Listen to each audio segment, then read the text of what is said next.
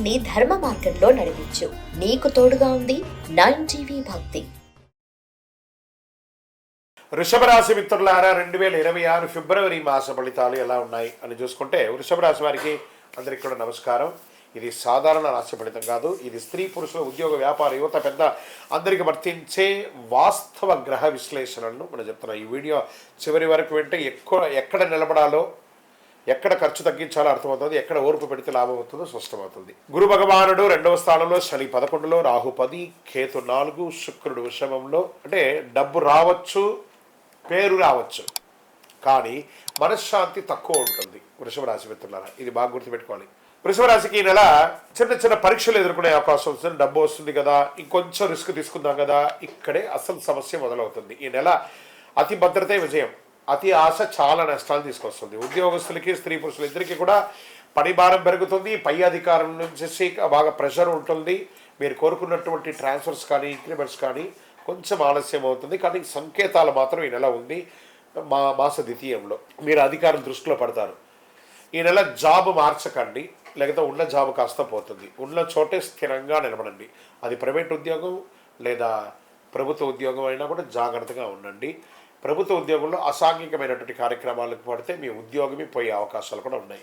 సరే, నూతన ఉద్యోగం కోసం ప్రయత్నం చేసే వాళ్ళు ఇంటర్వ్యూలు వస్తాయి. నెగిటివ్ కాదు, మంచి అవకాశాలు రాబోతున్నాయి. Get ready, offer letters are coming.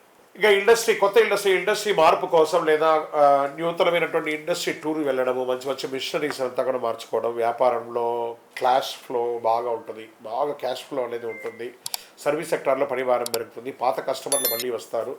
కొత్త బిజినెస్ స్టార్ట్ చేయడానికి ఆలోచన చేయండి, కానీ ఇప్పుడు వద్దు, తొందరపాటు. ఈ నెల స్థిరత్వం గెలుస్తుంది కాబట్టి వేగం వద్దు. ఆర్థికంగా పెట్టుబడులు, లాంగ్ టర్మ్ ఇన్వెస్ట్మెంట్ చేయండి. ట్రేడింగ్లో కూడా లాంగ్ టర్మ్ పెట్టండి.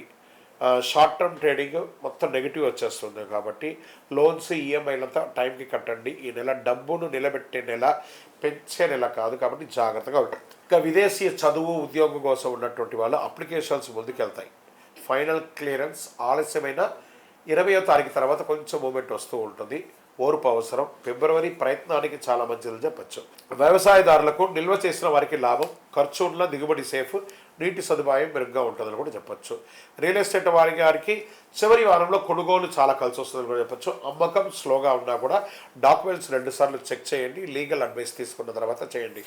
బ్రోకరేజ్ చేసే వాళ్ళకి కూడా ఇది ఒక మంచి సమయం, మంచి కమిషన్స్ కూడా వచ్చే అవకాశాలు ఉన్నాయి. కోర్టు కేసులో ముందుకు కదులుతాయి.